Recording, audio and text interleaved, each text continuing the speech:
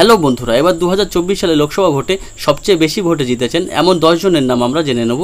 চলুন শুরু করা যাক। 10 শশীকান্ত সেন্ট্রাল, ইনি কংগ্রেস থেকে তিরুভাল্লুর, তামিলনাড়ু। এনার ভোটের মার্জিন 5,72,155, 56.21% ভোট পেয়েছেন। 9 ব্রিজমোহন আগরওয়াল, ইনি বিজেপি থেকে রায়পুর ছত্তিশগড়।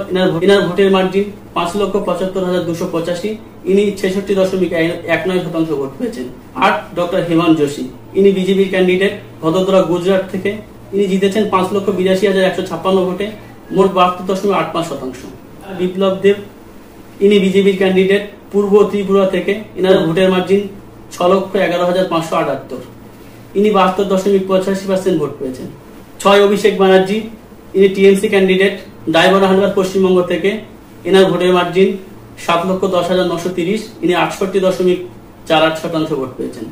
5 অমিত শাহ, ইনি বিজেপির ক্যান্ডিডেট গুজরাটের গান্ধীনগর থেকে। এনার ভোটের মার্জিন 7,44,716, ইনি 76.48% ভোট পেয়েছেন। 4 নম্বর সিআর পাল, বিজেপির ক্যান্ডিডেট নাবাসারি গুজরাট থেকে। এনার ভোটের মার্জিন 7,73,551, ইনি 77.05% ভোট পেয়েছেন। 3 শিবরাজ সিং চৌহান, ইনি বিজেপির ক্যান্ডিডেট বিদিশা মধ্যপ্রদেশ থেকে।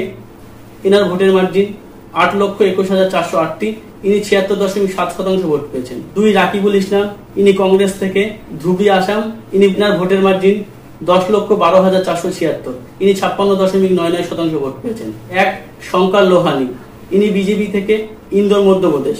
ইনি 11,75,092 ভোটের মার্জিনে জিতেছেন। ভোট শতাংশ 78.54।